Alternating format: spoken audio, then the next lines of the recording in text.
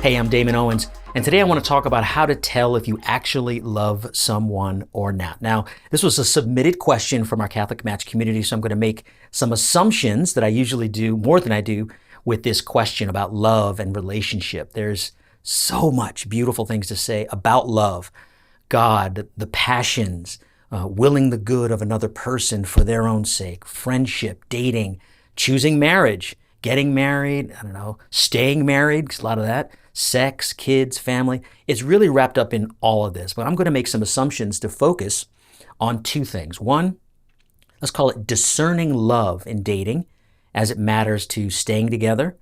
And two, discerning if this is the love that could be calling you toward marrying this person. So first, how do you tell when dating should continue, when the love is there and that you should continue with the dating? Well, a couple of things. Love exists in the heart, right? The passions that we have, we fall in love. It exists in the mind, that you're attracted to truth. You know what love is. It's not just a whim of the feelings. So we got the mind, we got the heart. But love also exists in the will, willing the good of another, and actually what we do and actions that benefit them for their sake, for God's sake. And love exists in the body. It's the whole eros, the expression of arousal and delight and excitement. And ecstasy literally means ecstasis, to stand out of ourselves. So between the mind, the heart, the will, and the body, all these things wrap up into our humanity. There's a single reality. It makes you, and me. So we can make distinctions, and at the same time, we're talking about how we as a whole person can live this truth. How do we know love? How do we desire love? How do we give and receive love? And how do we feel in our human bodies with the experience of love? This human experience affects all these distinctive parts, but it all is about our single human being. And crucially, the source of all this love, the fullness of it, and the final destination is God himself. God is love. So all this wrapped up, we've got this question about how do you know when love is real when you're dating? Well, the decision to be in relationship with another person is first a free act of your will. That we have to start here. You must choose. You can't force somebody to love you. You can't love out of guilt or because, some other external pressure. It has to be a free choice. Otherwise, you cannot love. You cannot love. Freedom exists for the sake of love. So the first tell of love and dating is, where are you in giving and receiving with this person? In your mind, your heart, your will, your body. Where? Do you have a passion for them? Does it exist anywhere, I guess is the question. And only you can know that. Do you do things for someone and it gives you a delight? Do you see them and your heart just explodes, right? These are signs that there's love somewhere. And I think you have to experience that and even to ask this question. That's the first thing. Is it there in any of those forms? The mind, the heart, the passions, the body, and the will. Second, if it exists any in those places, how is that experience maturing or becoming? Is one of those dimensions, if you will, drawing out another dimension? In other words, is your passion, for example, confirmed in your mind and your thoughts and your belief? And you're not just getting a skip of the beat like when I first saw Melanie, right? We were first early dating. I just loved to see her. This woman's beautiful. But over time, I got to know her and see her as a person I've never met before. And the delight went from just the physical and the passion. It was still there, but it went to more of the mind and the intellect. I wanted to know who she was. Or another situation, maybe your will. Maybe your acts of love for this person are things that are part of your temperament. You just love to serve and you love it's part of who you are to make acts of the will. And that increases the delight in your heart. So you act first in the will, and then you have sort of the passion afterward. You see, not everybody falls in love and then learns to love. That's kind of the narrative we have in our romantic culture and all of our love stories and songs and movies, right? Many, maybe even most, do. But countless love stories begin as friends, neighbors, even enemies, right? You're shocked after years of knowing someone as a friend, as a coworker, somebody kind of punch on the side, you kind of hang out together, that now all of a sudden you've fallen in love. A new dimension sort of came out of the other one. You remember that? It was a great scene. If you search that great classic scene, go ahead and search it afterwards.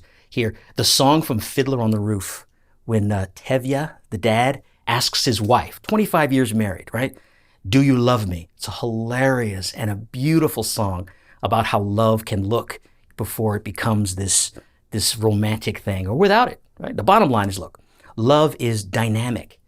Love is demanding, but love is always becoming something more than itself. Dating relationships are held together by, let's call it an unspoken expectation to intentionally grow closer together. That probably distinguishes other relationships, right? You come to get to know one another, sharing more of ourselves with one another, fighting two things. On one side, fighting the rush, like trying to move through to get closer. You don't want that.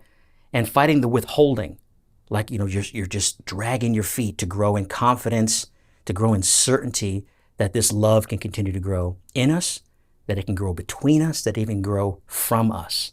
So you want to look out for the rushing, but also from the dragging of your feet. So let's talk quickly about these experiences, these dimensions. To know love is to ask God, yourself, trusted family and friends, does this person bring out the best in me, right? It may hurt, it may challenge you to bring out that best, right? It's not all roses. But do I want to be a better man or woman because of them? Am I a better man or woman because of them, right? Let's look at the fruit. Is or could this be the kind of love that draws me closer to God? That's the love in the mind. And are you these things for them, right? And this is a reciprocal gift, right? So each of you have to answer these questions during dating in terms of experience of love in the mind and the intellect. The heart to desire love is to ask, do you want to love them? Does your heart leap with delight or attraction, arousal, anticipation because of this person? Is it easy to love them, right? The heart is powerful, and we certainly shouldn't control it or deny it or repress it or let it make decisions for us, right? The heart, they call it the seat of our passions, is an e-motor, right? That races us toward a delight that it perceives as good. So it's always looking for this, almost impulsive. It is impulsive and it's fun.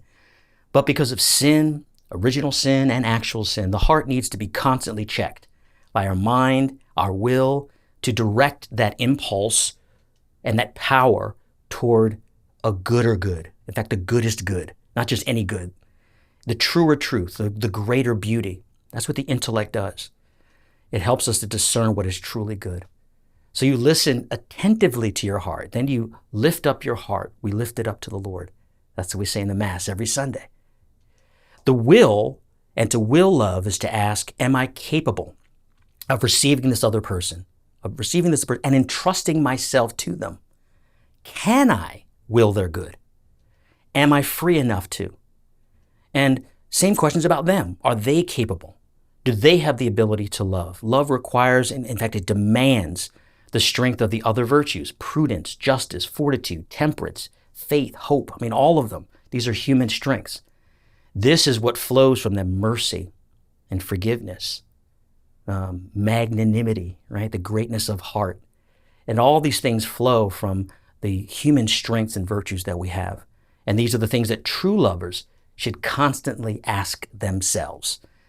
Finally, the fundamental difference between discerning love in dating and for marriage is that dating asks these questions of love for the present moment, right? Imagining a future, you're curious about the past, but dating is about the now for the most part. Like, do we continue dating? Are we moving through these things? But marriage, we're going to pivot here to love, discerning marriage, is a decision of future love. It's not the crowning achievement of past. It's not sort of reaching a certain level and being ready for marriage. It's about deciding a future love as a state of life. It's a new revelation to be a gift of love and entrust yourself to that other person. That can't be a promise of passion alone. I'll feel this way, like I felt in the past, or the way I feel now. I'll definitely feel it in the future. That's not what it works. It's not necessary to feel it. Marriage is the act of the will, with enough confidence to vow ourselves to one another, to make love, God's love, real to one another freely, totally, faithfully, and fruitfully. That's what we pledge at the altar, to literally be Christ to one another in a particularly human manner. And that makes sense of our sexual difference, male and female. In fact, marriage perfects it. It gives God permission to continue perfecting us here and now in preparation for heaven, for eternity, for, as the scriptures say, marriage with him. The path does begin now as you discern love in dating. Remember, Catholic Match is here to help you be more successful in your search for your forever love. So drop us comments, requests for topics that you want me to cover in future episodes, and be sure to like, subscribe, and hit that notification bell to be alerted of new videos. God bless you.